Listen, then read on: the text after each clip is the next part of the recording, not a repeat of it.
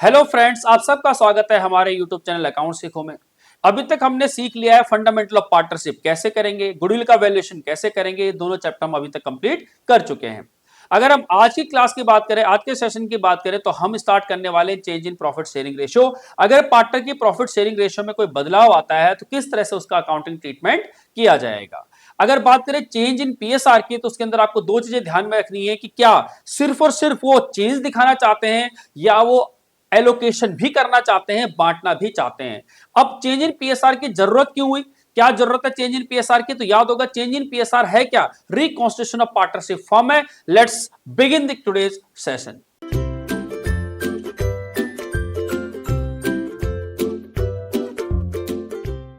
अगर हम अभी बात करें चेंज इन पीएसआर की, तो चेंज इन पीएसआर में हमारा है क्या मीनिंग इसका।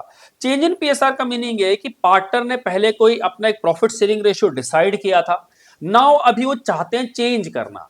चेंज क्यों करना चाहते हैं, या तो उनको लगता है कि उनके बिजनेस को नीड है, उन्हें जरूरत है कि उन्हें रेशियो बदलनी है क्योंकि पार्टनर्स आपस में एग्री नहीं है, या पार्टनर्स अब न्यू रेशियो के अंदर एग्रीमेंट करना चाहते हैं। इट मींस कहीं ना कहीं प्रॉफिट शेयरिंग रेशियो में बदलाव चाहते हैं।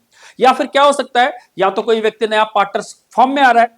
अगर कोई पार्टनर अगर फॉर्म में आ रहा है तो उस केस में भी रेशियो में बदलाव किया जा सकता है।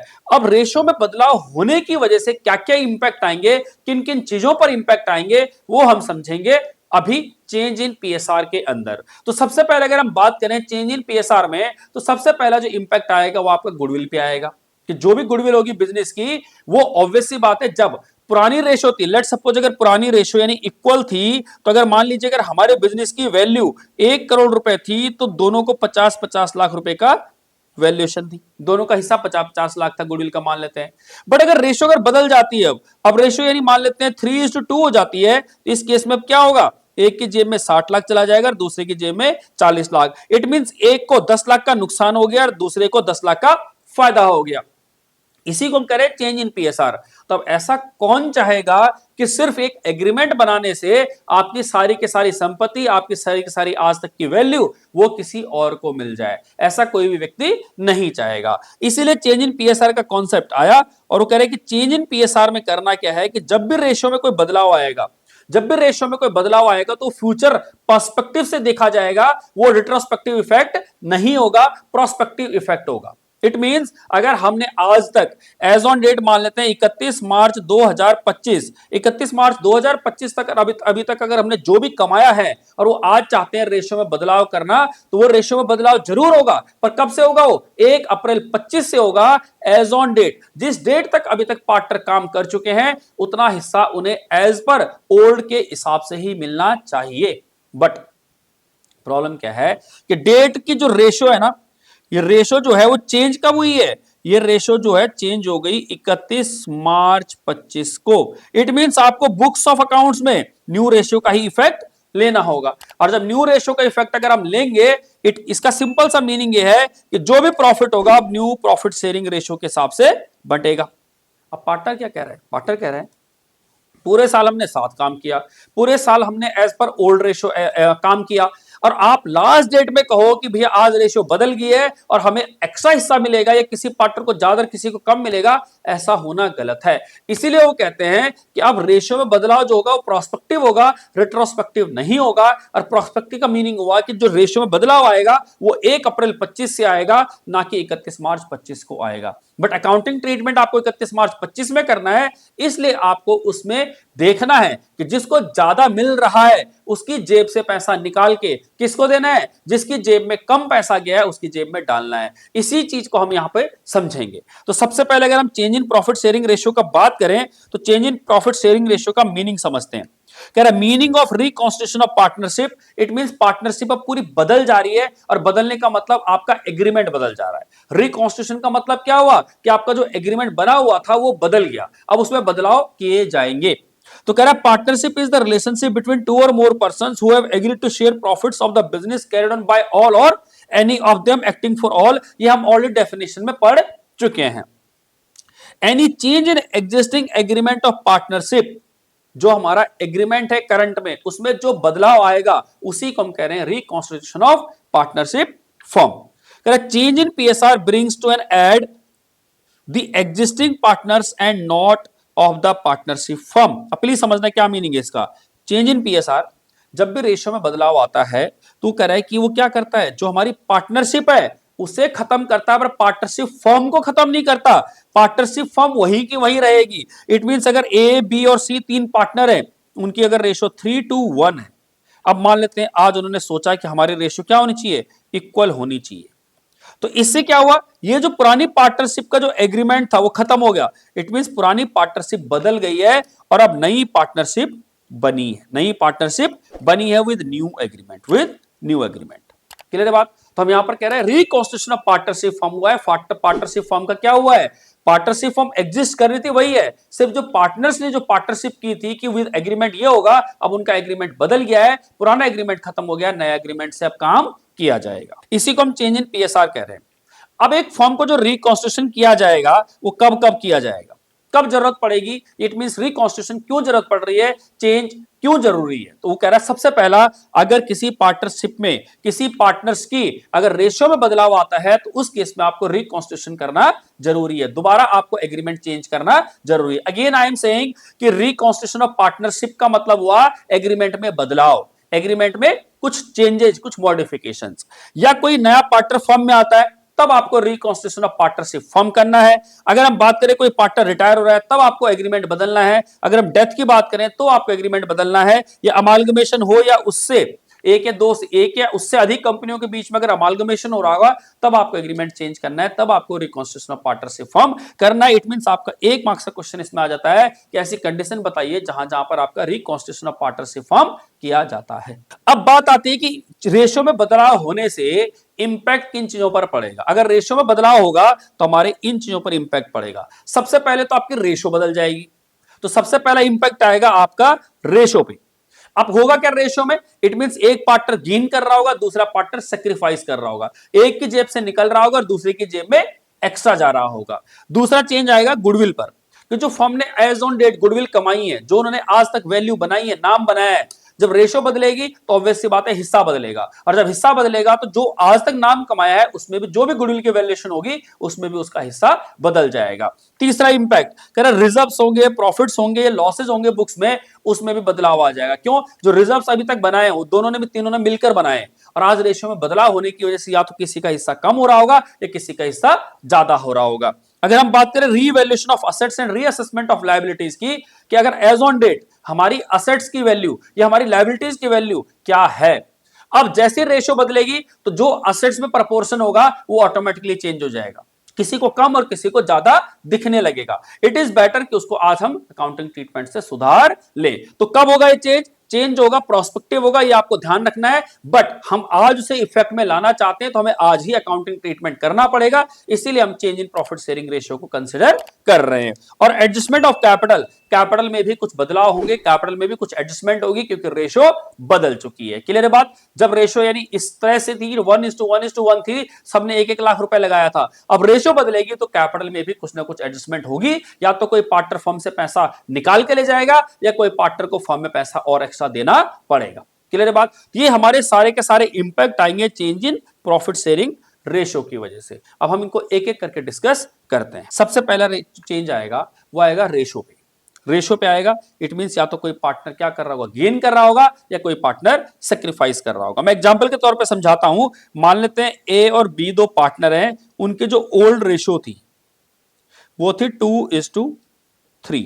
मान लो उन्होंने 1 लाख रुपए कमाया तो 20,000 रुपए, 40,000 रुपए किसको, ए को मिलता था और 60,000 बी को मिलता था। आज उन्होंने डिसाइड किया कि रेशियो को बदल देते हैं और रेशियो को इक्वल कर देते हैं। जैसे इक्वल करेंगे ए को मिलेगा 50,000, बी को मिलेगा 50,000। अब हुआ क्या, ये था उनका ओल्ड शेयर, ये था ओल्ड शेयर, और ये क्या है, न्यू शेयर। ए को पहले मिल रहे थे 40,000, आज मिल रहे हैं 50,000। इट मींस ए को 50,000 रुपए क्या हो रहा है, 10,000 का, ए को 10,000 का गेन हो रहा है। बी की बात करें, बी को पहले मिल रहे थे 60,000, आज मिल रहे हैं 50,000। इट मींस बी क्या कर रहा है, 10,000 सेक्रीफाइस कर रहा है। तो सिंपल सी बात है, अगर मैं इसे नॉर्मल शॉर्ट में कहूं कि पहले क्या मिल रहा था, अगर ओल्ड शेयर ज्यादा है न्यू शेयर से, इट मींस ये व्यक्ति गेन करेगा। अगर ओल्ड शेयर कम है न्यू शेयर से, इट मींस वो सेक्रीफाइस करेगा। बस सिंपल सी बात आपको याद रखनी है कि पहले क्या मिल रहा था, आज क्या मिल रहा है। पहले अगर ज्यादा मिल रहा था, आज कम मिल रहा है, इट मींस व्यक्ति सेक्रीफाइस कर रहा है। पहले अगर कम मिल रहा था, आज ज्यादा मिल रहा है, इट मींस व्यक्ति गेन कर रहा है। But this is the concept of sacrificing and gaining ratio. तो आपको पहले क्या मिल रहा था वो देखना है, आज क्या मिल रहा है आपको देखना है, उन दोनों को कंपेयर करना है। अगर आज आपको ज्यादा मिल रहा है तो आप गेन कर रहे हैं, आज आपको कम मिल रहा है तो आप सेक्रीफाइस कर रहे हैं। क्लियर है बात? यही लिखा हुआ है उसने, कह रहा है कि सेक्रीफाइसिंग रेशियो या गेनिंग रेशियो, इन दोनों में इंपैक्ट आएगा, तो गेन करेगा कोई या फिर सेक्रीफाइस करेगा। कह रहा है sacrificing ratio is the ratio in which one और more partner of the firm sacrifice करते हैं, फोरगो करते हैं अपने हिस्से को इन फेवर ऑफ वन और मोर पार्टनर्स। तो रेशियो क्या होगी, सेक्रीफाइसिंग प्रॉफिट शेयर क्या होगा, old share minus new share. It means यहां पर ओल्ड शेयर आपका ज्यादा है as compare to new share, इसीलिए आप क्या कर रहे हैं, सेक्रीफाइस कर रहे हैं। बात करते हैं गेनिंग शेयर की, तो गेनिंग रेशियो किसे कह रहे हैं, इन विच वन और मोर पार्टनर्स गेन्स, मतलब जो व्यक्ति सरेंडर कर रहा था, जो व्यक्ति अपना सेक्रीफाइस कर रहा था, किसके फेवर में कर रहा था, दूसरे व्यक्ति के फेवर में कर रहा था, तो दूसरा व्यक्ति गेन कर रहा है। As a result of sacrificing profit one और मोर पार्टनर, एक का हिस्सा जब जा रहा है तो दूसरे को क्या हो रहा है, उसका गेन हो रहा है। तो कैसे निकालेंगे, new profit sharing ratio minus old profit sharing ratio. It means new ratio उसमें ज्यादा है, ओल्ड रेशियो कम है। एग्जाम्पल के साथ देखते हैं, एग्जाम्पल में क्या लिखा हुआ है। एग्जाम्पल में लिखा हुआ है A B are partners in a firm sharing profits and loss in the ratio of 2:1। It was decided by them to share profits equally. अब उन्होंने क्या डिसाइड किया कि अब वो क्या चाहते हैं, रेशियो इक्वल चाहते हैं। कहता है with effect from 1 April 25 calculate the new profit, calculate the sacrificing and gaining ratio. अब देखो, चाहते हो 1 अप्रैल 25 से बदलाव, बट इफेक्ट कब दिखाना चाहते हैं, 31 मार्च 25 में। चेंज आज ही चाहते हैं। अब आपको बताना है कि कितना पार्टनर गेन कर रहा है और कितना सेक्रीफाइस कर रहा है। हमने कहा अगर ए की बात करें तो ए का जो ओल्ड शेयर था, old share minus new share, इसका ओल्ड शेयर था 2/3 और इसका नया शेयर है 1/2। बी की बात करें तो बी का 1/3 माइनस 1/2।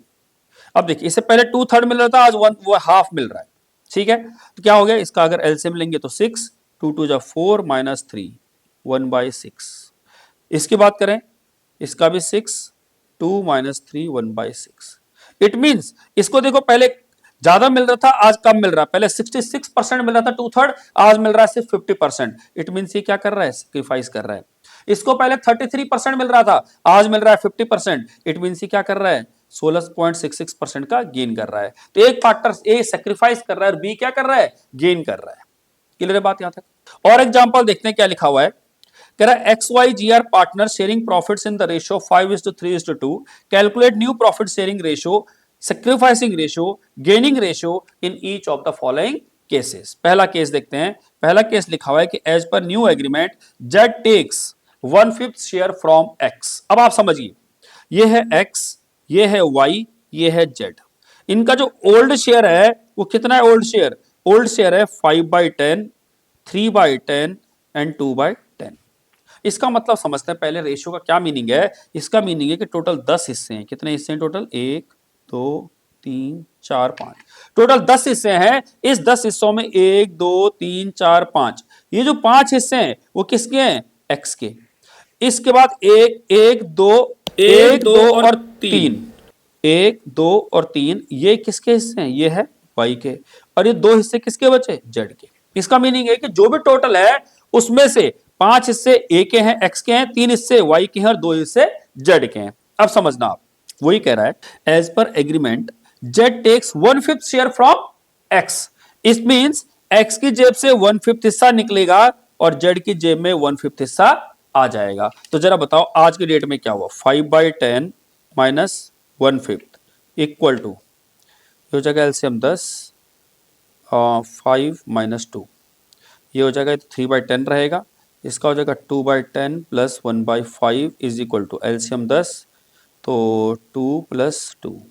इट मीन्स रेशियो क्या होगी, 3/10, अगेन 3/10 एंड 4/10। तो रेशियो क्या होगी, 3:3:4। क्लियर है बात? आपको समझ में आया होगा किस तरह हमने ये रेशियो को कैलकुलेट किया है। केस नंबर 2 देखते हैं क्या लिखा हुआ है।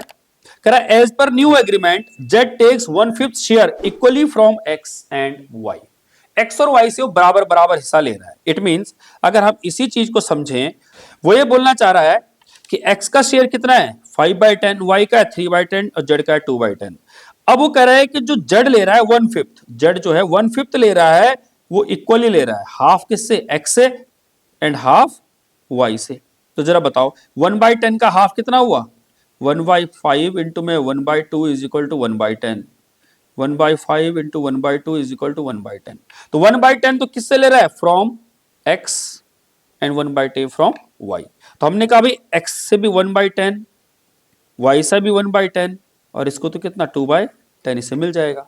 तो जरा बताओ कितना हो गया 5 में से 1 गया 4, 4/10, 2/10 और 4/10। तो रेशियो क्या होगी 4:2:4। इसे क्या कह सकते हैं 2:1:2। क्लियर बात। This is your case number 2। Case number 3 देखते हैं क्या लिखा हुआ है। As per new agreement XYG decide to share future profit and losses equally. अब उन्होंने कहा फ्यूचर रेशियो हम इक्वल चाहते हैं। इट मींस अगर हम बात करें x की, y की और z की, उनका ओल्ड शेयर था 5/10, 3/10, 2/10 और अब न्यू रेशियो क्या चाहते हैं, वो न्यू रेशियो चाहते हैं 1/3, 1/3 एंड 1/3। यही उनकी फ्यूचर प्रॉफिट शेयरिंग रेशियो है।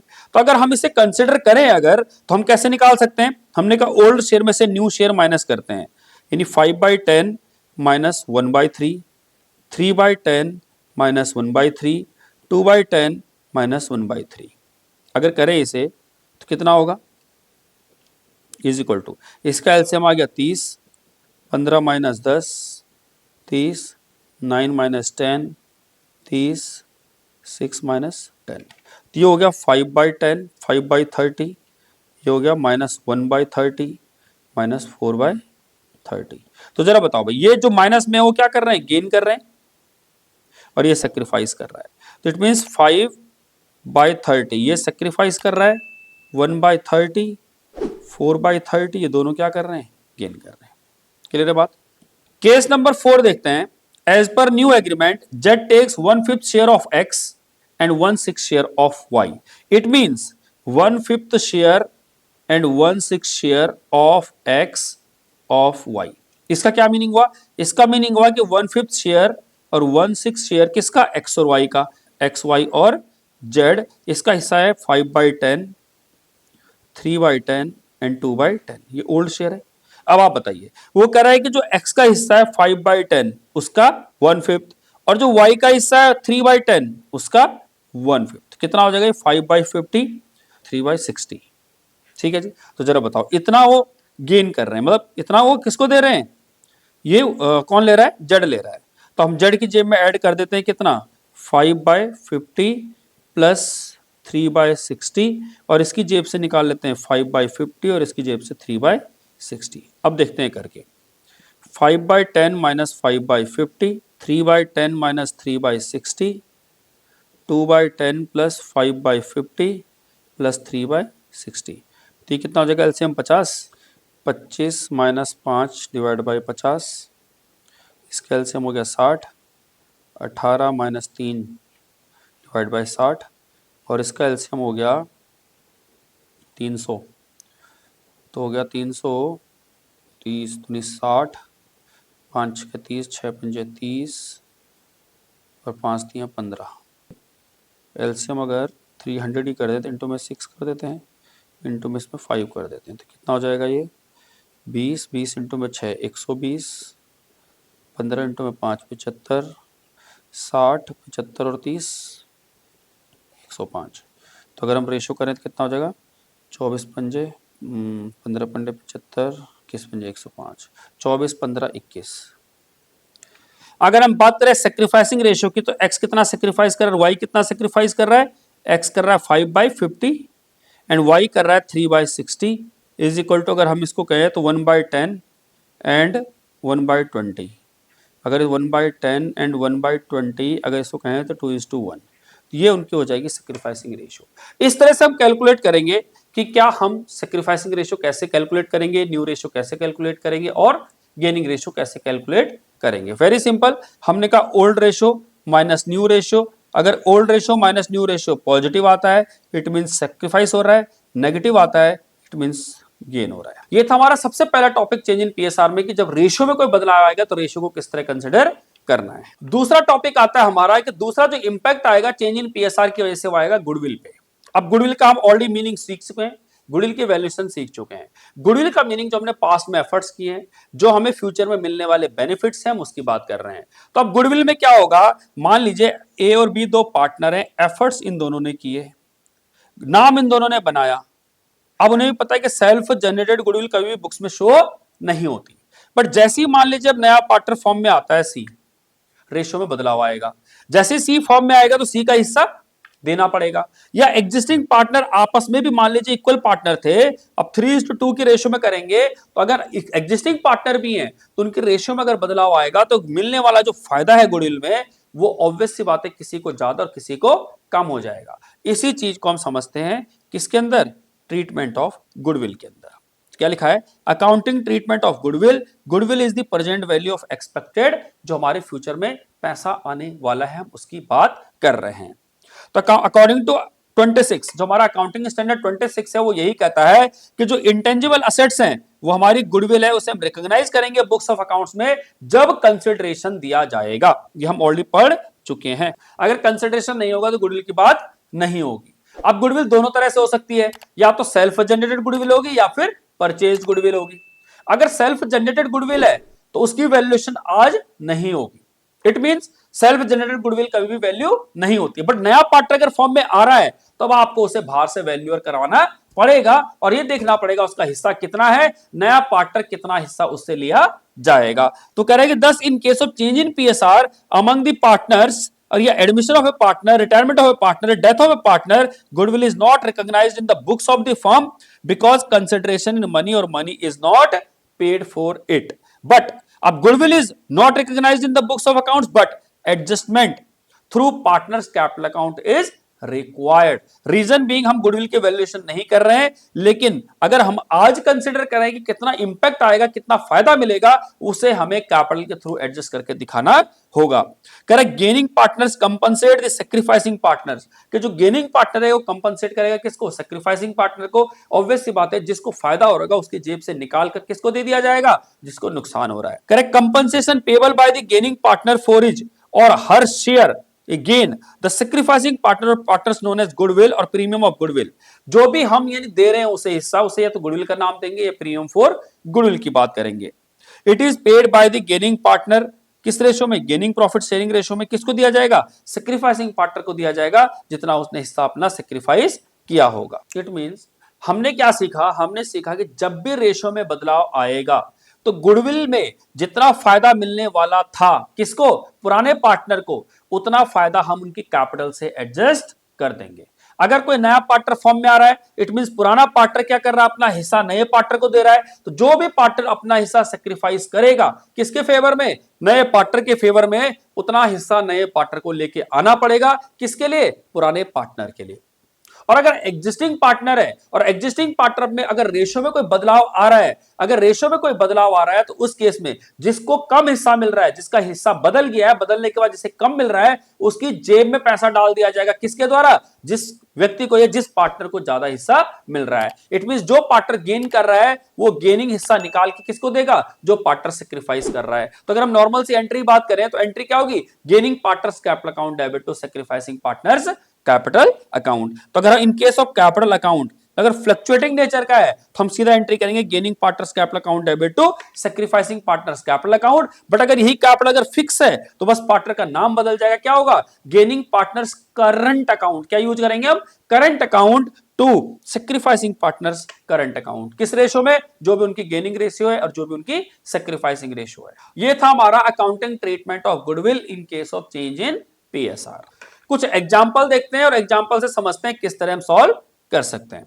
कह रहा है A and B share profits and losses in the ratio of 3:2 with effect from 1 April 25 they decide to share profits equally. देखो रेशियो बदल गई, पहले रेशियो थी उनकी क्या 3:2, आज रेशियो क्या हो गई है, इक्वल। कहता है goodwill of the firm was valued 1 lakh, और फर्म की गुडविल 1 लाख रुपए निकाली है। गुडविल की वैल्यूएशन आपको अच्छे से आती है। कह रहा pass necessary journal entries 4 compensating the sacrificing partner by gaining partner due to change in PSR. Ratio में जो बदलाव आने की वजह से जिस पार्टनर को किसी पार्टनर को गेन हुआ है, कोई पार्टनर सैक्रिफाइस कर रहा है, तो जो पार्टनर गेन कर रहा है उसकी जेब से पैसा निकाल कर किसको देना है, जो पार्टनर सैक्रिफाइस कर रहा है। और हम ऑलरेडी फंडामेंटल ऑफ पार्टनर्स में पढ़ चुके हैं कि जब जब हम पार्टनर को कोई चीज देंगे तो क्रेडिट करेंगे, जब जब कोई चीज पार्टनर से लेंगे तो उसे डेबिट करेंगे। तो जिस पार्टनर से लेंगे उसे डेबिट और जिस पार्टनर को देंगे उसे क्रेडिट। इट मींस जो गेन कर रहा होगा उसे लेंगे तो gaining partners capital account debit, जिसको देंगे इट मींस जो पार्टनर सैक्रिफाइस कर रहा होगा उसे क्रेडिट। तो एंट्री क्या होगी, gaining partners capital account debit to sacrificing partners capital account. हमने कहा बात करते हैं हम किसकी, ए की और बी की। ओल्ड रेशियो, ओल्ड रेशियो है 3:2। 1,00,000 रुपए की गुडविल है, इट मीन से बांटेंगे तो कितना आएगा 60,000 और 40,000। ठीक है जी, ये हो गया टोटल 1,00,000। यही 1,00,000 रुपए अगर वो इक्वल बांटते, अब न्यू रेशियो क्या होगी, न्यू रेशियो होगी इक्वल। इट मीन 50,000 और 50,000। अब आप सोचिए, इससे पहले 60 मिल रहा था, आज मिल रहा है 50,000। इट मीन से 10,000 रुपए क्या कर रहा है, सेक्रीफाइस कर रहा है। इसे मिल रहा था पहले 50,000 40,000, आज मिल रहा है 50,000। इट मीन से 10,000 क्या कर रहा है, गेन कर रहा है। बस आप समझ गए, इसकी जेब से निकालेंगे और इसकी जेब में डालेंगे तो एंट्री क्या होगी। अगर हम जनरल एंट्री की बात करें तो एंट्री होगी 20 capital account debit to as capital account 10,000 रुपए। ये गुडविल में बदलाव नहीं हुआ, चेंज रेशियो में बदलाव हुआ है। सिर्फ रेशियो में बदलाव होने की वजह से किसी पार्टनर को लॉस हो, ऐसा नहीं होना चाहिए। रिट्रोस्पेक्टिवली होगा तो सही, पर कैसे होगा, प्रोस्पेक्टिवली होगा। तो एज ऑन डेट जितनी भी मेहनत की है सारे पार्टनर ने मिलके, उतना बेनिफिट उन्हें देना पड़ेगा। कौन देगा, जिसकी जेब में एक्स्ट्रा जा रहा होगा। किसको मिलेगा, जिसके जेब से निकल रहा होगा। गेनिंग टू सैक्रिफाइसिंग पार्टनर, जो कि हमने यहां पर एंट्री करके आपको दिखाया है। और एग्जांपल समझते हैं। एग्जाम्पल देखते हैं, कह रहा Doraemon, Shinchan and Nobita are partner sharing profits and losses in the ratio of 3:2:1 with effect from 1st April 2022 they agreed to share profits equally। अब वो क्या चाहता है, रेशियो बदलना। और क्या बदलना चाहते हैं कि वो इक्वल हो जाए। पहले रेशियो थे 3:1, आज हो गई equal. For this purpose goodwill is to be valued at 2 years purchase of average profit of last 4 years। पिछले 4 सालों का एवरेज प्रॉफिट करके 3 साथी number of years 3 years purchase दिया हुआ है गुडविल निकाल के। On 1st April 21 motor bike, अब देखो 1 अप्रैल 21 को, 21 के मतलब इसकी बात कर रहा है। एग्जाम्पल देखते हैं, कह रहा Doraemon, Shinchan and Nobita are partner sharing profits and losses in the ratio of 3:2:1 with effect from 1st April 2022 they agree to share profits equally. 1 April 2022 से वो चाहते हैं कि रेशियो बदल जाए, यानी इक्वल हो जाए। आगे लिखा हुआ है, for this purpose goodwill is to be valued at 2 years purchase of the average profit of last 4 years which are as follows. क्या दिया हुआ है, सबसे पहले ईयर एंड 19 वो दे रखा है 50,000 का प्रॉफिट, 20 1,20,000 का प्रॉफिट, 21 1,80,000 का प्रॉफिट, और जो 22 दिया हुआ है वो दिया हुआ है 70,000 का लॉस। अब देखो इस साल में लॉस हुआ है। आगे लिखा हुआ है, कह रहा on 1st April 21 a motorbike costing 50,000 was purchased and debited to traveling expense account on which depreciation is to be charged at 20% per annum by straight line method। अब आप सोच के देखिए, 1 अप्रैल 21 मतलब 2021 और 2022। 21-22 कहां रहा होगा, यहां रहा होगा। कह रहा इस साल क्या हुआ कि हमने एक मोटर बाइक खरीदी जो कि गलती से ट्रैवलिंग एक्सपेंस में डाल दी, तो असेट्स कहां जानी चाहिए, एसेट साइड में। गलती से पीएनएल में चार्ज कर दी तो क्या करेंगे, प्लस करेंगे। बट इस असेट्स पर क्या लगता, डेप्रिसिएशन लगता। 50,000 का 20% हुआ 10,000। अगर 10,000 डेप्रिसिएशन लगता तो वो जरूर हम माइनस करते। तो हमारा एक्चुअल प्रॉफिट कितना आता है, 70 का लॉस है, प्लस 50 जुड़ा तो 20,000 का लॉस ही हो गया और 10,000 का लॉस ही हो गया। नेट हमारे को 30,000 का भी लॉस है। आगे कहता है, The firm also paid an annual insurance premium of 20,000 which has already been charged to P&L account। तो सही क्या, इंश्योरेंस प्रीमियम पे किया और P&L में चार्ज भी किया, उसमें कोई गलती नहीं है। जनरलाइज करना है। अब आप देखिए, सबसे पहले हम निकालते हैं गुडविल, और गुडविल का फॉर्मूला क्या होता था, गुडविल का फॉर्मूला होता था एवरेज प्रॉफिट इनटू में नंबर्स ऑफ ईयर परचेज। अब मैं निकालता हूं एवरेज प्रॉफिट। अगर मैं एवरेज प्रॉफिट की बात करूं, सारे प्रॉफिट जोड़ने पड़ेंगे। 50,000 plus 1,20,000 plus 1,80,000 minus loss, minus कितना है 30,000 डिवाइड बाय 4 साल। जोड़ते हैं 50,000 प्लस 1,20,000 170 प्लस 1,80,000 350 माइनस 30,000, ये हो गया 3,20,000 और डिवाइड बाय 4 करेंगे तो कितना आ गया 80,000। और 80,000 को गुडविल क्या कह रहा था, 2 इयर्स परचेज लिखा हुआ था। क्या लिखा हुआ था कि गुडविल जो है हमारी, goodwill is valued at 2 years purchase. तो गुडविल कितनी निकल गई, 80,000 इंटू में 2 इक्वल टू 1,60,000। अब देखते हैं, हमने कहा भाई अगर हम इसको कंसिडर करें तो ये हमारे पार्टनर थे DSN, इनका जो ओल्ड रेशो थी वो थी 3:1 और न्यू रेशो है वो क्या है 1:1। ठीक है जी। अब 1,60,000 जो हमारी गुडविल है, अगर इसे हम बांटे 3:1 में तो ये हो गया 80,000। 1,80,000 divide by 6 into 2, 1,80,000 divide by 6, sorry 1,60,000 divide by 6 into में 2, ये हो गया आपका 53,333 53,333.33 और ये हो जाएगा 26,667.67। इक्वल बांटेंगे 1,60,000 को तो 1,60,000 डिवाइड बाय 3, इट मीन्स 53,333.53,333 53,333.33 53,333.34। तो देखो इसमें तो कोई चेंज ही नहीं है। पर अगर हम बात करें 80,000 इससे पहले मिल रहा था, आज मिल रहा है मात्र 53,333.33, इट मीन्स ये कितना सेक्रीफाइस कर रहा है 26,667.67।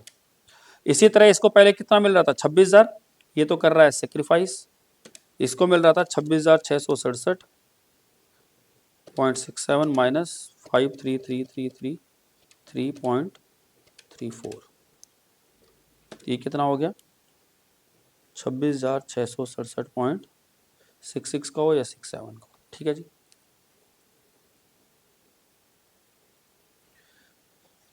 तो एंट्री क्या होगी, ये सेक्रीफाइस कर रहा है, ये गेन कर रहा है, तो एंट्री क्या होगी गेनिंग पार्टनर्स यानी N's capital account debit to S capital account 26,666 26,667 लिख लेते हैं 26,667। क्लियर है बात। तो आई होप आपको क्वेश्चन समझ में आया होगा किस तरह से हम कैलकुलेट करेंगे गुडविल और गुडविल का ट्रीटमेंट कैसे करेंगे gaining to sacrificing partners capital account. अगर हम जनरल एंट्री की बात करें तो जनरल एंट्री क्या करेंगे एंस कैपिटल अकाउंट डेबिट क्योंकि गेन कर रहा है टू डीज कैपिटल अकाउंट जो सैक्रिफाइस कर रहा है 26,667 26,667। क्लियर है बात। आई होप आपको समझ में आया होगा कि गुडविल का ट्रीटमेंट कैसे करना है। गुडविल की वैल्यूएशन आप ऑलरेडी सीख चुके हो, तो जब चेंज होगा रेशो में तो हम कैसे निकालेंगे, पहले गुडविल को ओल्ड रेशो में बांटेंगे, फिर गुडविल को न्यू रेशो में बांटेंगे और देखेंगे पहले क्या मिल रहा था आज क्या मिल रहा है। अगर जिसको फायदा हो रहा है जो गेन कर रहा है उसे हम डेबिट करेंगे और जो सेक्रीफाइस कर रहा है उसे क्रेडिट करेंगे। एंट्री होगी gaining partners capital account debit to sacrificing partners capital account. अब कई बार क्या होता है ये गुडविल आपकी पहले से बुक्स में दी होती है, इट मींस गुडविल जिसे बोलते हैं एग्जिस्टिंग गुडविल या already appeared in balance sheet goodwill. आपकी जो बैलेंस शीट है चेंज होने से पहले ही आपकी बुक्स में बैलेंस शीट में गुडविल है या नए पार्टनर के आने से पहले ही आपकी बैलेंस शीट में गुडविल है, उसे कहते हैं एग्जिस्टिंग गुडविल। उसे क्या कहते हैं एग्जिस्टिंग गुडविल। अब इस एग्जिस्टिंग गुडविल का क्या ट्रीटमेंट होगा वो समझते हैं। तो आपको कुछ नहीं करना, इस एग्जिस्टिंग गुडविल को ओल्ड पार्टनर में बांट देना है। एंट्री क्या लिखोगे आप old partners capital account debit to goodwill. Let suppose इसी क्वेश्चन में अगर हमारे पास पुरानी गुडविल होती कितने की 3 लाख रुपए की, मान लेते हैं हमारे पास पुरानी गुडविल होती एग्जिस्टिंग गुडविल होती 3 लाख रुपए की, तो हम एंट्री क्या करते हम एंट्री करते D's capital account debit S capital account debit to N's capital account debit to goodwill. 3 lakh रुपए की गुडविल बांटते ये हो जाएगा 1,50,000, ये हो जाएगा 1 लाख रुपए, ये हो जाएगा 50,000 रुपए। ठीक है, इस तरह से हम एंट्री करेंगे कि एग्जिस्टिंग गुडविल अगर हो 3 लाख रुपए की एग्जिस्टिंग गुडविल है, अगर उसे ओल्ड रेशो में बांटेंगे 3:1 के रेशो में तो 1.5 लाख 1 लाख और 50,000 रुपए आएगा। और अगर उसको एंट्री करेंगे तो एंट्री क्या होगी D's capital account debit S capital account debit to N capital account to goodwill. It means entry simple सी होती है old partners capital account debit to goodwill. इसे समझते हैं accounting treatment of goodwill existing in the balance sheet. It means already appeared goodwill in balance sheet या old goodwill जो हमारी already balance sheet में है। कह रहा है goodwill existing in the balance sheet means purchase goodwill, जो हमने पहले कभी खरीदी होगी as per end S 26। Intangible assets जो हमने खरीदी है उसको रिकॉग्नाइज कैसे करेंगे, उसको एंट्री कैसे करेंगे, all partners capital account debit, current account debit to goodwill, किस रेशो में, in their old profit sharing ratio. तो हम कहेंगे सीधी सी बात है, जो भी सारे के सारे पार्टनर्स हैं पुराने, उनको उनकी ओल्ड रेशो में से अमाउंट को बांट देंगे। एग्जाम्पल लिखा हुआ है, Anil, Sunil and Ramesh are partner sharing profit and loss in the ratio of 5:3:2। They decide to share profits equally with effect from 1st April 25. Goodwill of the firm valued 1,08,000। Firm की goodwill कितनी नई वाली आ रही है, 1,08,000। Goodwill exist in the books, वो कितनी देर की, 18,000। कह रहा है एंट्री कीजिए। अब आप फ्लक्चुएटिंग से कर सकते हैं और फिक्स से कर सकते हैं, उसमें दिक्कत नहीं है, पर हम बात कर रहे हैं सिर्फ एग्जिस्टिंग गुडविल की। तो एग्जिस्टिंग गुडविल कितनी देर की, 18,000। अगर हम इसको करेंगे तो एंट्री क्या होगी, ए कैपिटल अकाउंट डेबिट या ए करंट अकाउंट डेबिट, दोनों सिचुएशन अलग अलग, S capital account debit, X current account debit to R capital account debit to R current account debit to goodwill. इस 18,000 को हमने कहा ओल्ड रेशो में बांटेंगे, 5:3:2 के रेशो में बांटेंगे, तो ये आ जाएगा आपका 9,000, 5400 और 3600। ये तो हो गया आपका पहला केस। अगर फिक्स होगा तो क्या यूज करेंगे, करंट अकाउंट, और फ्लक्चुएटिंग होगा तो क्या यूज करेंगे, कैपिटल अकाउंट। ये तो आपका एग्जिस्टिंग गुडविल का केस हो गया खत्म। बात करते हैं किसकी, अगर गुडविल पहले से ही बुक्स में है तो हमने कहा कुछ नहीं करना, हम पहले अगर गुडविल का चेंज देखें तो क्या लिखेंगे, ए एस आर, हमने कैसे ओल्ड रेशो में बांटेंगे, क्या बांटेंगे, ओल्ड रेशो में। ओल्ड रेशो है 5:3 और 2, 5:3:2 में बांटेंगे। अगर 1,08,000 को 1,08,000 divide by 1,08,000 divide by 10 into में 5, 54,000 इंटू में 3, 32,400 इंटू में 2, 21,600। और न्यू रेशो क्या दे रखी है, इक्वल। न्यू रेशो क्या दे रखी है, इक्वल। इक्वल बांटेंगे अगर 1,08,000 को तो 36,000, 36,000 और 36,000, कितना अमाउंट आया, 54,000 माइनस 36,000 तो 18,000 हो गया। 32,400 माइनस 36,000 ये आ गया 3,600। 21,600 माइनस 36,000 14,400। ये गेन कर रहे हैं दोनों और ये सेक्रीफाइस कर रहा है। तो जरा बताओ भाई एंट्री क्या होगी। अगर मैं एंट्री की बात करूं तो पहले होगा हमारा करंट अकाउंट, अगर है इट मीन्स हम बात करें कि कैपिटल क्या है, फ्लक्चुएटिंग है। फ्लक्चुएटिंग है तो एंट्री होगी एज, गेनिंग पार्टनर कौन है, S, S capital account debit, R capital account debit to as capital account. ठीक है जी। इसकी जेब से कितना 3600 निकलेगा, इसकी जेब से 14,400 निकलेगा और इसकी जेब में टोटल 18,000 आएगा। ये तो था कब, जब हम फ्लक्चुएटिंग है। यही अगर फिक्स होगा तो एंट्री क्या होगी, अगर यही फिक्स कैपिटल अकाउंट मेथड होता तो एंट्री क्या होगी, S current account debit, R's current account debit to A's current account. कितना अमाउंट हुई 18,000, 3,600 एंड 14,400। क्लियर है बात। आई होप आपको समझ में आएगा कि किस तरह से हम चेंज इन पीएसआर का यूज करेंगे इन case of treatment of goodwill. अगर एग्जिस्टिंग गुडविल होगा तो उसे ओल्ड पार्टनर में बांट देंगे डायरेक्टली, और अगर जो नई गुडविल है उसको चेंज दिखाएंगे तो एंट्री क्या होगी, गेनिंग टू सेक्रीफाइसिंग। इस प्रकार हमने दो टॉपिक कवर किए चेंज इन पीएसआर में। सबसे पहले तो हमने देखा कि प्रॉफिट शेयरिंग रेशियो कैसे कैलकुलेट करेंगे, चाहे बात करें कि गेनिंग रेशियो की, बात करें सेक्रीफाइसिंग रेशियो की। और दूसरा टॉपिक हमने सीखा कि गुडविल का ट्रीटमेंट कैसे करेंगे इन case of change in PSR, कि गुडविल को कैसे कंसीडर करेंगे। अगर एग्जिस्टिंग गुडविल होगी तो उसे डायरेक्टली पार्टनर में बांट देंगे, ओल्ड पार्टनर टू गुडविल। और अगर जो भी नई गुडविल है उसे सिर्फ चेंज दिखाना चाह रहे हैं, अगर वो चेंज दिखाना चाह रहे हैं तो एंट्री क्या होगी हमारी, gaining partners capital account debit to sacrificing partners capital account. पहले गुडविल को ओल्ड रेशो में बांटेंगे, फिर गुडविल को न्यू रेशो में बांटेंगे और देखेंगे पहले उसे ज्यादा मिल रहा था और आज अगर ज्यादा मिल रहा है तो वो गेन कर रहा है, पहले उसे अगर कम मिल रहा था आज ज्यादा मिल रहा है तो गेन कर रहा है, पहले उसे ज्यादा मिल रहा था आज कम मिल रहा है तो सेक्रीफाइस कर रहा है। एंट्री करेंगे gaining to sacrificing partners capital account. ये हो गया हमारे दो इंपैक्ट। जो चेंज इन पीएसआर में नेक्स्ट टॉपिक है वो है reserves and surpluses and losses and deferred revenue expenditure का क्या ट्रीटमेंट किया जाएगा।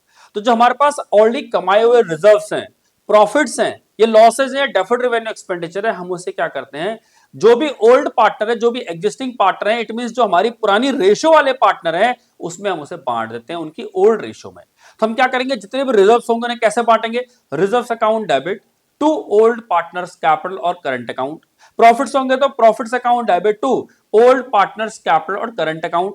इसी तरह अगर लॉसेज हुए, अगर लॉसेज को डिस्ट्रीब्यूट करेंगे तो एंट्री क्या होगी, old partners capital account debit to losses, old partners capital account debit to deferred revenue expenditures. हम इस तरह डिस्ट्रीब्यूट कर देंगे। तो जितने भी रिजर्व्स हैं, प्रॉफिट्स हैं, लॉसेज हैं या डेफर्ड रेवेन्यू एक्सपेंडिचर है, उसका ट्रीटमेंट अकाउंटिंग में क्या होगा, जब चेंज इन पीएसआर होगा तो आपको डायरेक्टली उसे ओल्ड रेशो में बांट देना है। कैसे देखते हैं, कह रहा एंट्री क्या होगी, accounting reserves profits and losses. तो एंट्री क्या करेंगे, रिजर्व्स अकाउंट डेबिट, कौन से रिजर्व, जनरल रिजर्व हो सकते हैं, प्रॉफिट्स एंड लॉस अकाउंट का profit account debit, workman compensation का अगर रिजर्व फ्री पड़ा हुआ, अगर कोई इस्तेमाल नहीं उसका, तो workman compensation reserve account debit. Even investment fluctuation fund का रिजर्व भी फ्री पड़ा हुआ है, investment fluctuation fund reserve account debit, any kind of reserve account debit to all partners capital account or current account in their old profit sharing ratio. तो इसे हम all की जगह ओल्ड पार्टनर भी कह सकते हैं before change in PSR. Ratio में बदलाव होने से पहले जो भी पार्टनर थे उनकी उस रेशियो में से डिस्ट्रीब्यूट कर देंगे। इसी तरह अगर हम बात करें कि अकोमोडेटेड लॉसेस हैं या डेफर्ड रेवेन्यू एक्सपेंडिचर है, उसका ट्रीटमेंट कैसे होगा, तो old partners capital account debit, current account debit in their old ratio to losses, profit and loss का डेबिट बैलेंस इन लॉस, और to deferred revenue expenditure, it means जो भी हमारे डेफर्ड रेवेन्यू एक्सपेंडिचर लॉसेस हैं उसे distribute कर देंगे। तो सिंपल सा ट्रीटमेंट है, जितने भी रिजर्व्स हैं, प्रॉफिट्स हैं, उनको डेबिट करके उनकी ओल्ड प्रॉफिट शेयरिंग रेशियो में to old partners capital account में दे देंगे। लॉसेस जितने भी हैं, old partners capital account debit to losses and to deferred revenue expenditures. Question देखते हैं क्या लिखा हुआ है। Sim team and Meg are partners in a firm sharing profits in the ratio of 5:3:2. They decided to share profits with effect from 1st April 25 in the ratio of 2:3:5. Ratio में बदलाव हो गया, पहले रेशियो थी 5:3:2, आज ratio होगी 2:3:5.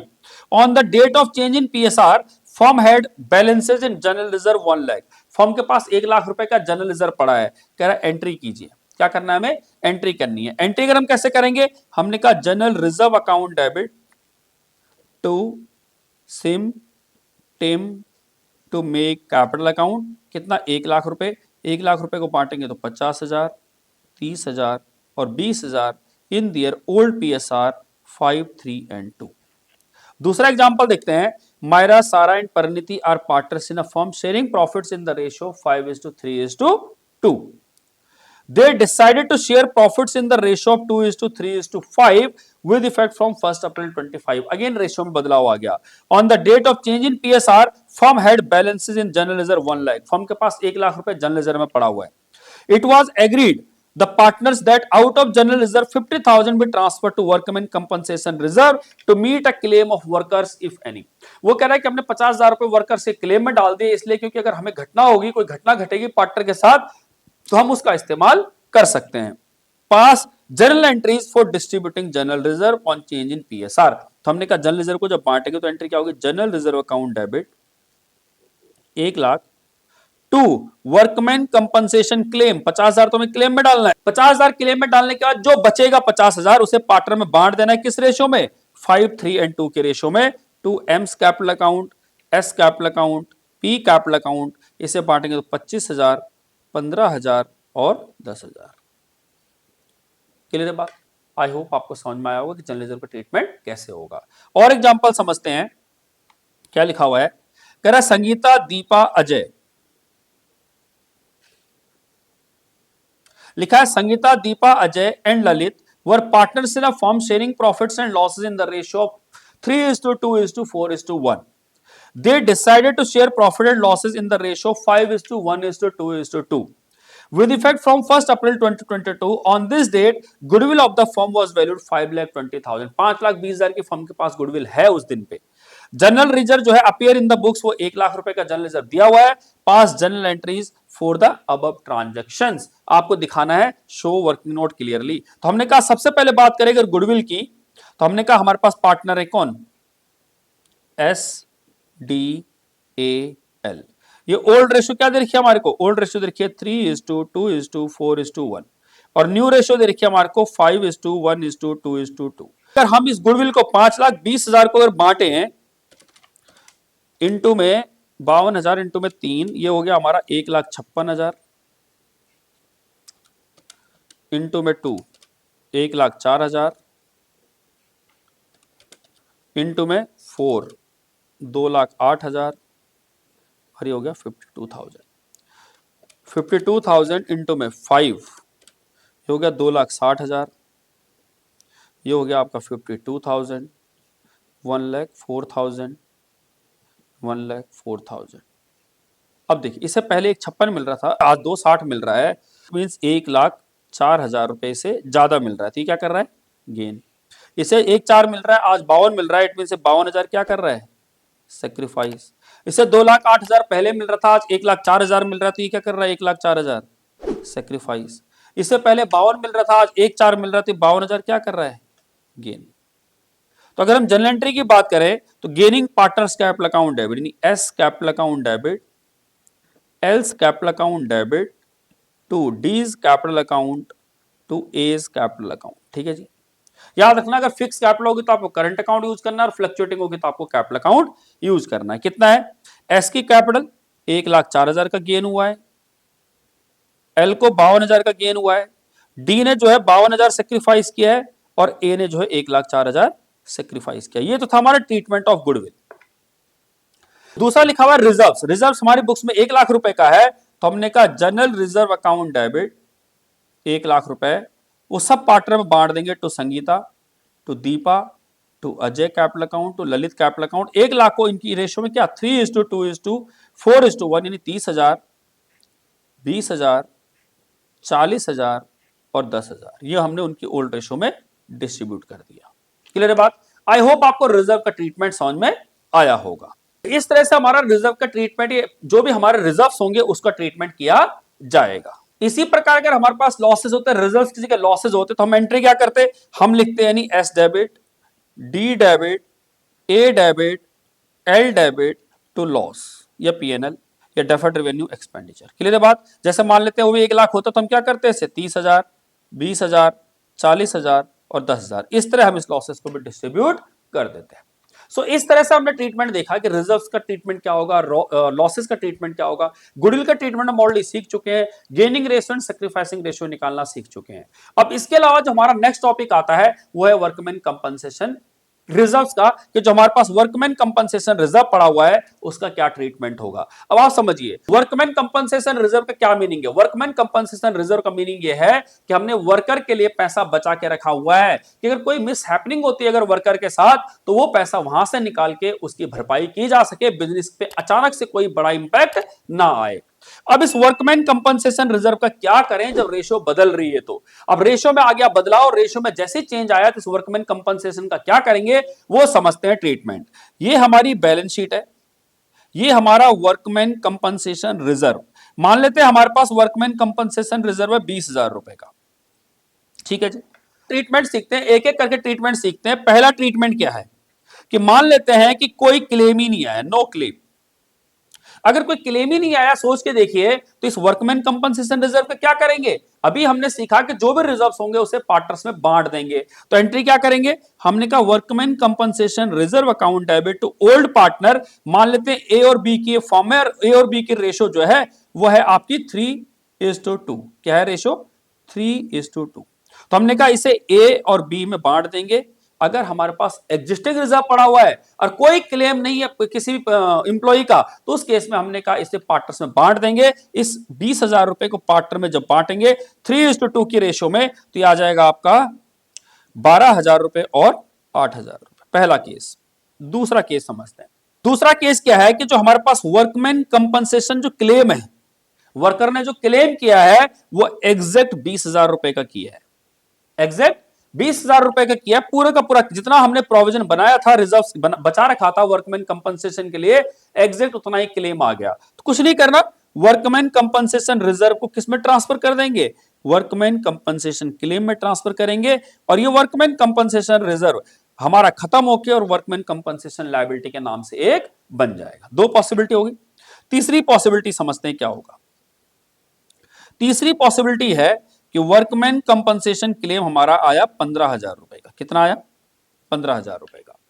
अगर workman compensation claim 15,000 आया और हमारे पास पड़ा कितना है 20,000, तो हमने कहा कोई दिक्कत नहीं है, workman compensation reserve account debit 20,000, उसमें से वर्कमैन कंपनसेशन क्लेम में ट्रांसफर कर देंगे 15,000 और जो बाकी बचा है 5,000 उसे पार्टनर में बांट देंगे क्योंकि अब उसकी जरूरत नहीं है। तो हमने कहा A's capital account debit, B's capital account debit, 3,000 रुपए और 2,000 रुपए जो भी उनकी ओल्ड रेशो उसमें बांट देंगे 3:2 के रेशो में, 3,000 और 2,000।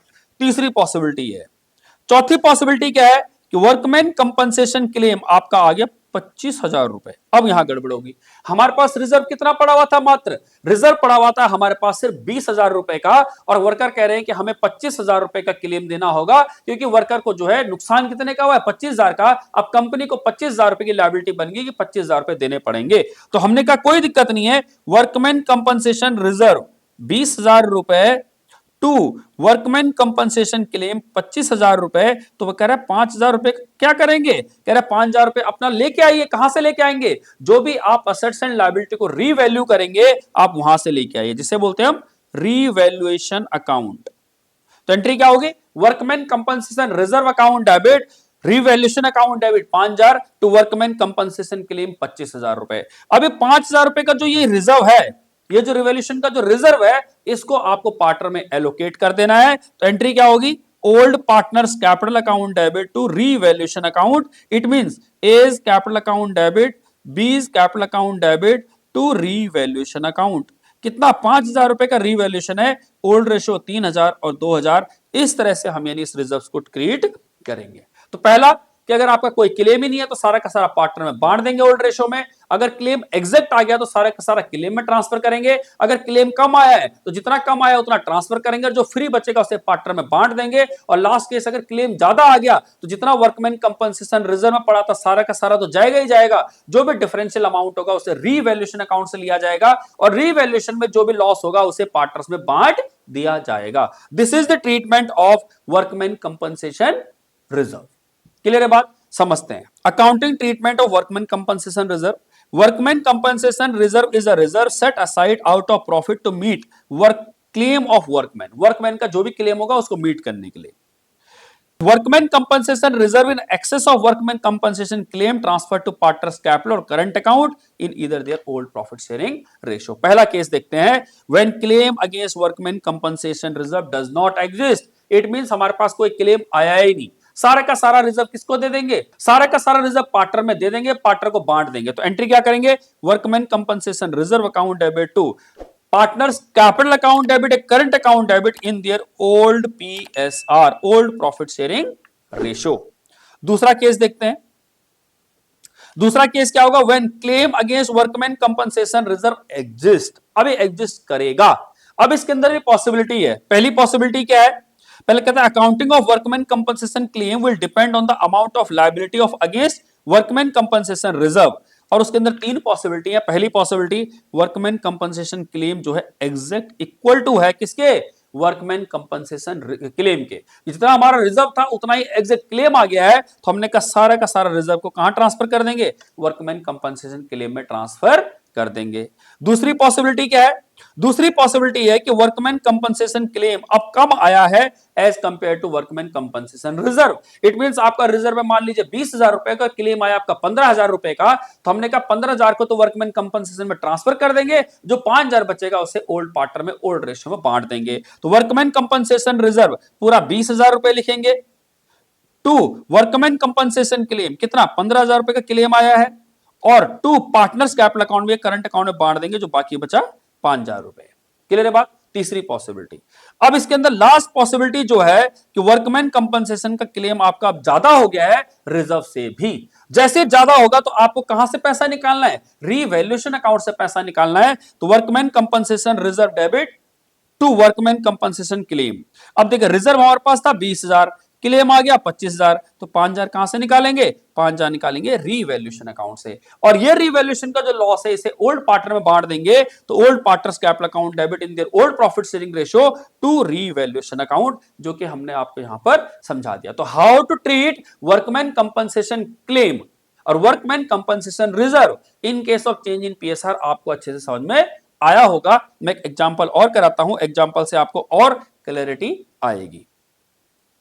कह रहा treatment of workman compensation reserve, कह रहा पी के एंड पी यानी Param, Karan and Pawan sharing profits and losses in the ratio of 4:3:2, decide to share profits and losses in the ratio of 2:3:4 with effect from 1st April 25. An extract of balance sheet वो इस प्रकार दिया हुआ है।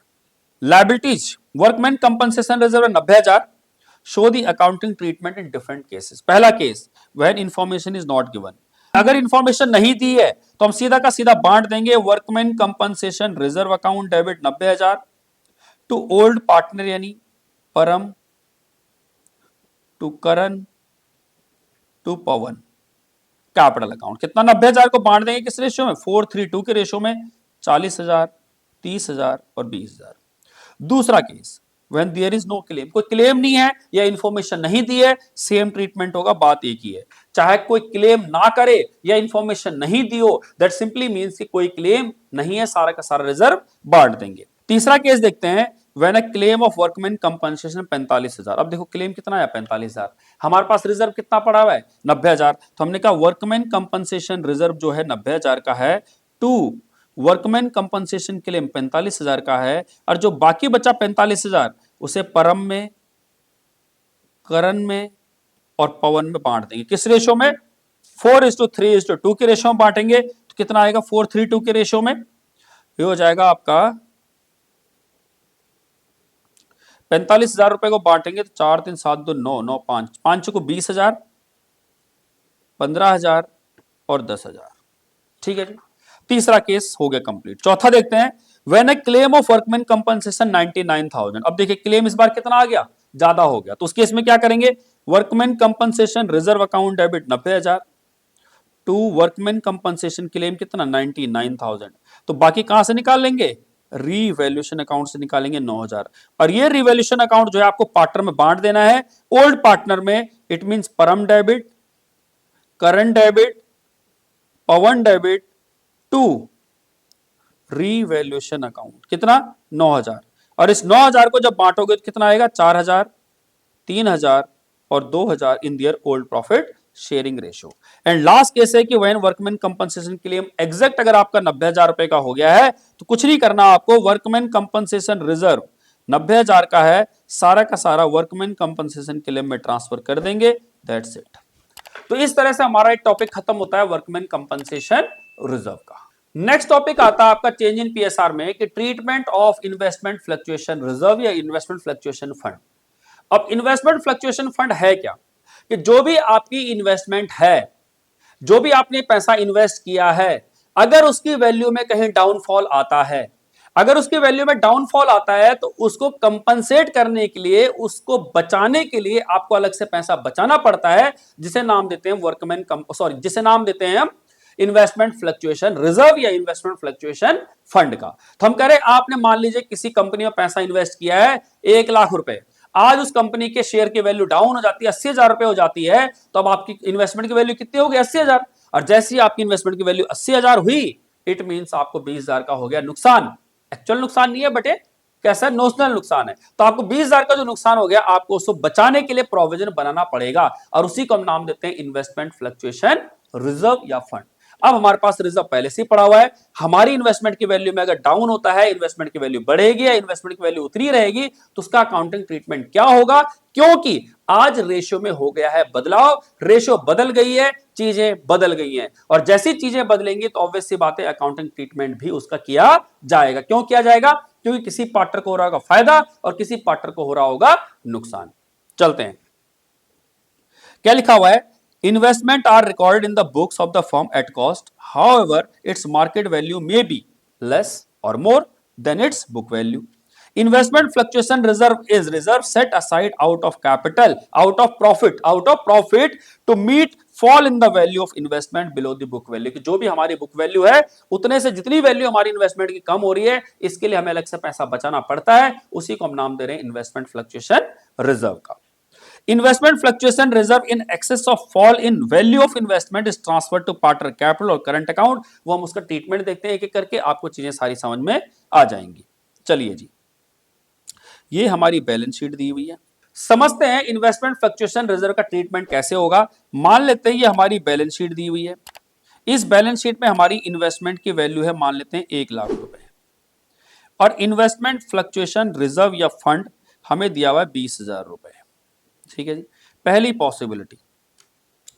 Possibility है कि हमारी इन्वेस्टमेंट जो है 1,00,000 रुपए की थी, 1,00,000 रुपए ही आज उसकी वैल्यू है। No change in investment value, it means investment की वैल्यू में कोई चेंज नहीं आया, जितनी थी उतनी ही है। तो क्या करेंगे जी, इस 20,000 रुपए का जो रिजर्व पड़ा हुआ है, फ्री में पड़ा हुआ है, इसका कोई यूज नहीं है, इसे पार्टनर में बांट देंगे। तो एंट्री क्या करेंगे, इन्वेस्टमेंट फ्लक्चुएशन फंड या reserve account debit to old partners capital account in their old profit sharing ratio. याद होगा, जो भी ओल्ड पार्टनर है उनकी ओल्ड प्रॉफिट शेयरिंग रेशियो में से बांट देंगे, पहली स्थिति। दूसरी स्थिति, आपकी इन्वेस्टमेंट की वैल्यू एग्जैक्ट 1,00,000 रुपए है।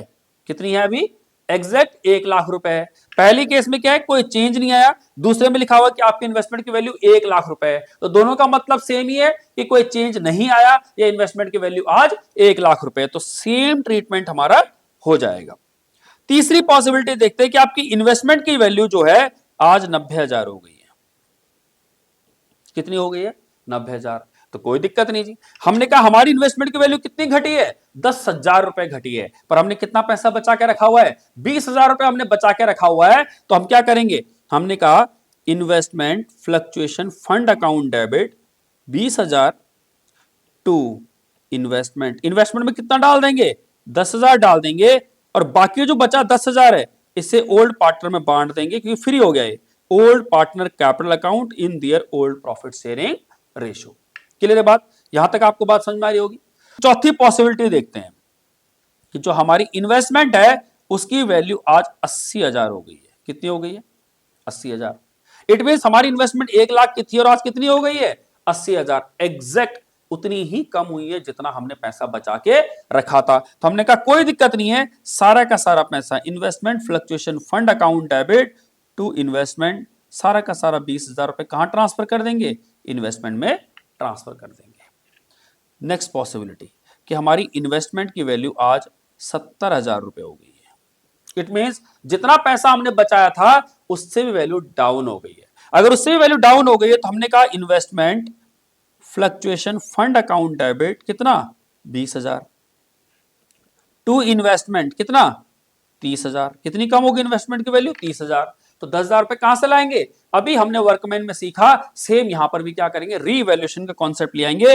रीवैल्यूएशन अकाउंट डेबिट कितना, 10,000 रुपए रीवैल्यूएशन से ले आएंगे, और उस इन्वेस्टमेंट के जो लॉस को है, इन्वेस्टमेंट की वैल्यू जो डाउन हुई है उसको फिलअप कर देंगे, और जो ये लॉस है इसे ओल्ड पार्टनर में बांट देंगे। तो एंट्री क्या होगी, old partner capital account debit to revaluation account in their old profit sharing ratio. And last case क्या है कि आपकी इन्वेस्टमेंट की वैल्यू आज 1,10,000 हो गई, बढ़ गई वैल्यू, कैसे बढ़िया, बढ़ गई। अगर बढ़ गई तो अगेन आपके पास ये फ्री में पड़ा हुआ है, इसका कोई इस्तेमाल नहीं है, इसे हटा दीजिए। तो एंट्री क्या करेंगे, वर्कमैन कंपनसेशन, एंट्री क्या करेंगे, investment fluctuation fund account debit to old partners capital account, ये बांट देंगे। और वैसे भी इन्वेस्टमेंट की वैल्यू बढ़ रही है तो 20,000 का आपका फायदा हो रहा है। तो अगर फायदा हो रहा है तो 10,000 रुपए का जो फायदा हो रहा है ये रीवैल्यूएशन में जा रहा होगा। तो हम एंट्री क्या करेंगे, investment account debit to revaluation account कितना, 10,000 रुपए। ये हमारी 10,000 की वैल्यू बढ़ गई, और जो ये रिवैल्यूएशन का प्रॉफिट है इसे पार्टनर्स में बांट देंगे। तो एंट्री क्या करेंगे, revaluation account debit to old partner capital account in their old profit sharing ratio. Clear है बात, तो आपको यानी इट मीन समझ में आया होगा कि इन्वेस्टमेंट का जब भी फ्लक्चुएशन फंड का दिया होगा और इन्वेस्टमेंट दी होगी तो उसका ट्रीटमेंट कैसे किया जाएगा। आई होप आपको अच्छे से समझ में आया होगा। एक एक करके केस देखते हैं क्या लिखा हुआ है। केस 1 हम सीख चुके, case 2 when market value of investment क्या है, लोअर देन है। तीसरा case fall in the value of investment is equal to investment reserve, ठीक है। चौथा fall in the value of investment is more than the investment fluctuation reserve. Case 3 when market value of investment is higher than book value. तो क्या करेंगे, investment fluctuation to partners capital, investment to realization, revaluation to सारा partners capital account. हम सारे cases समझ चुके हैं। मैं इस सारे के सारे केसेस आपको एग्जांपल के साथ समझाता हूं, आपको और समझ में आएगा। लिखा हुआ है Radha Gauri and Kabir sharing profits and losses in the ratio of 4:3:2 decide to share future profits and losses in the ratio of 2:3:4 with effect from 1 April 25 and extract balance sheet इस प्रकार दी है। तो पहले रेशियो थी 4:3:2, आज रेशियो होगी 2:3:4। पहला केस, इन्वेस्टमेंट हमारे पास रिजर्व है 18,000 रुपए का और इन्वेस्टमेंट हमारे पास है 2 लाख रुपए की। शो द अकाउंटिंग ट्रीटमेंट, अब आपको चेंज होते ही जैसे रेशियो बदलाव आया आपको इसका ट्रीटमेंट दिखाना इन्वेस्टमेंट का। पहला चीज, when there is no other information आपको दी नहीं है या फिर आपको लिखा हुआ है कि एग्जैक्ट आपकी इन्वेस्टमेंट की वैल्यू 2 लाख रुपए है। ठीक है, दोनों का मतलब सेम ही है, कोई चेंज नहीं हुआ है, कोई इंफॉर्मेशन नहीं दी हुई है, या एग्जैक्ट वैल्यू 2 लाख रुपए की है। तीनों सिचुएशन सेम, मतलब पहली सिचुएशन कोई इंफॉर्मेशन नहीं दी हुई, दूसरी सिचुएशन कोई चेंज इन इन्वेस्टमेंट में, तीसरी सिचुएशन एग्जैक्ट 2 लाख रुपए की इन्वेस्टमेंट है, मतलब सबका एक जैसा ही है। तो हम क्या करेंगे, ये जो रिजर्व पड़ा हुआ है ना इसे पार्टनर्स में बांट देंगे, क्योंकि ये फ्री हो गया है। तो एंट्री क्या करेंगे, एंट्री करेंगे हम investment fluctuation fund account debit 18,000 to R capital account to G capital account to K capital account. 4:3:2 ratio है, 8,000, 6,000 और 4,000। ये था हमारा पहला केस प्लस दूसरा केस। तीसरा केस देखते हैं, लिखा हुआ है when market value of investment 191। अब देखिए हमारे पास 2 लाख रुपए की हमारी इन्वेस्टमेंट की वैल्यू थी, 1,91,000 रुपए इन्वेस्टमेंट होगी, इट मीन 9,000 रुपए की इन्वेस्टमेंट की वैल्यू डाउन होगी। कितनी डाउन होगी इन्वेस्टमेंट की वैल्यू, 9,000 रुपए। पर हमारे पास रिजर्व कितना पड़ा हुआ है, 18,000 रुपए। तो हमने क्या करेंगे, investment fluctuation fund account debit 18,000 to investment 9,000, और जो बाकी बचा इन्वेस्टमेंट 9,000 का उसे बांट देंगे किसमें, आर जी और केस कैपिटल अकाउंट में। 9,000 को बांटेंगे तो 4,000, 3,000 और 2,000। चौथा केस देखते हैं, लिखा हुआ है when market value of investment 2,18,000। इस बार इन्वेस्टमेंट की वैल्यू क्या होगी, 2,18,000 यानी बढ़ गई वैल्यू। तो हमने कहा कोई दिक्कत नहीं है, पहली बात तो जो रिजर्व पड़ा इसे बांट देते हैं, investment fluctuation fund account debit 18,000 to आर जी के, कितना 8,000, 6,000 और 4,000। पहला केस। अब दूसरा वो कह रहा है इन्वेस्टमेंट 2,18 की होगी तो इन्वेस्टमेंट बढ़ गई आपकी, तो एंट्री क्या होगी, investment account debit to revaluation account 18,000 रुपए से। और ये जो 18,000 रुपए का प्रॉफिट है इसे पार्टनर को दे देंगे, तो एंट्री क्या करेंगे, revaluation account debit to G, sorry to R, to G और टू के। इस 18,000 को पार्टनर में देंगे तो कितना, 8,000, 6,000 और 4,000। पांचवा केस, वो कहता है one market value of investment 1,73,000। अब देखिए 2 लाख की इन्वेस्टमेंट अगर 1,73 की हो गई, 2 लाख की इन्वेस्टमेंट अगर 1,73 की हो गई, इट मीन हमारी इन्वेस्टमेंट की वैल्यू 27,000 डाउन हो गई। अगर 27,000 डाउन हो गई इट मीन हमारे पास रिजर्व पड़ा है सिर्फ 18,000। तो हमने कहा, हमने इसके अंदर लिखा investment fluctuation fund account debit 18,000 to investment कितनी, 27,000। तो जो 8,000 रुपए है, सॉरी जो 9,000 रुपए है, जो 9,000 रुपए वो कहां से निकालेंगे, रीवैल्यूएशन अकाउंट से। कहां से, रीवैल्यूएशन से। और जो ये 9,000 रीवैल्यूएशन है इसे पार्टनर में बांट देंगे, तो एंट्री क्या करेंगे, आर डेबिट, जी डेबिट, के डेबिट टू रीवैल्यूएशन अकाउंट। कितना, 9,000, इट मीन 4,000, 3,000 और 2,000। क्लियर है बात। आई होप आपको समझ में आया होगा कि किस तरह से हम इन्वेस्टमेंट फ्लक्चुएशन रिजर्व का ट्रीटमेंट करेंगे या इन्वेस्टमेंट फ्लक्चुएशन फंड का ट्रीटमेंट करेंगे। तो अभी तक हमने क्या सीखा, अभी तक सीखा कि चेंज इन पीएसआर में गेनिंग रेशियो, सैक्रिफाइसिंग रेशियो कैसे निकालेंगे, गुडविल का ट्रीटमेंट कैसे करेंगे, एग्जिस्टिंग गुडविल होगी तो उसे कैसे बांटेंगे, नई गुडविल का ट्रीटमेंट कैसे करेंगे, रिजर्व्स का ट्रीटमेंट कैसे करेंगे, प्रॉफिट्स का ट्रीटमेंट कैसे करेंगे, लॉस का ट्रीटमेंट कैसे करेंगे, और अगर कोई डेफर्ड रेवेन्यू एक्सपेंडिचर उसका ट्रीटमेंट कैसे करेंगे, वर्कमैन कंपनसेशन रिजर्व का ट्रीटमेंट कैसे करेंगे, इन्वेस्टमेंट फ्लक्चुएशन रिजर्व का ट्रीटमेंट कैसे करेंगे। अभी तक हम इतनी सारी चीजें सीख चुके हैं।